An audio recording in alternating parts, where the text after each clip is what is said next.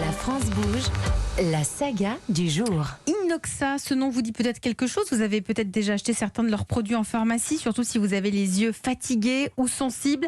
Figurez-vous que c'est une entreprise française, centenaire. Elle a été créée par un pharmacien. Elle a été relancée il y a quelques années par un couple d'entrepreneurs français, Charlotte Barrican. Oui, Inoxa est créée en 1920 par François Debat, pharmacien. Il invente le lait démaquillant, puis il se lance dans les cosmétiques, crème, maquillage, vernis à ongles. Et c'est dans les années 50 que l'entreprise connaît un grand succès avec des produits pour les yeux, des gouttes un peu particulières, comme nous le raconte Frédéric Poux, président des laboratoires Inoxa et repreneur de l'entreprise. Les fameuses gouttes bleues d'Inoxa, qui à l'époque étaient donc un produit cosmétique pour la détente et l'éclat du regard. Donc c'est un produit qui blanchissait le blanc de l'œil, apportait de l'éclat au regard pour les yeux fatigués par l'activité de l'époque. Et ça devient très vite un best-seller mondial, notamment en Chine, où d'ailleurs ce produit mythique a trouvé un surnom, les larmes de la sirène. Donc en Chine, c'est très poétique. Alors de la cosmétique au dispositif médical dans les années 2000,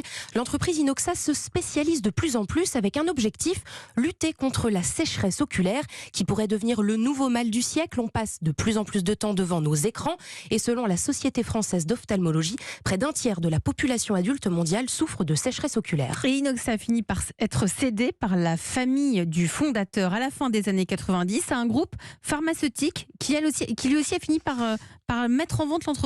Et oui, l'entreprise Inoxa devient un avenir incertain jusqu'à l'arrivée d'un couple de serial entrepreneurs. Ils avaient un rêve, racheter une entreprise centenaire, et c'est chose faite en 2020, juste avant la crise du Covid.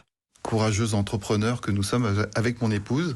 On fait ça depuis plusieurs années, de récupérer des marques qui n'ont pas été vraiment gâtées par leurs précédents propriétaires pour les restructurer, leur refaire une beauté, comme on dit, pour faire de cette marque un laboratoire spécialisé dans la santé et la beauté des yeux.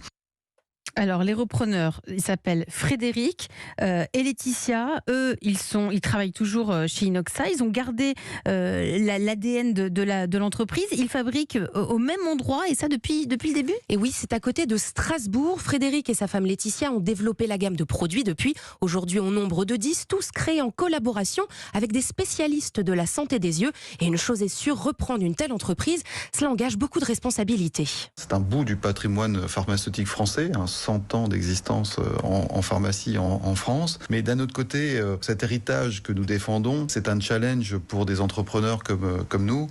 Avec l'équipe, on a une énergie et une ambition pour cette marque énorme. Et ça fonctionne. C'est ça qui est admirable. Avec toute l'histoire qui est la nôtre, avec nos succès bien sûr, mais aussi les échecs que cette marque a rencontrés en 100 ans, ça nous donne toute cette force, cette crédibilité également. Et aujourd'hui, les laboratoires Inoxa sont présents dans 18 pays et cette année, ils s'attaquent à un nouveau sujet, celui des allergies oculaires.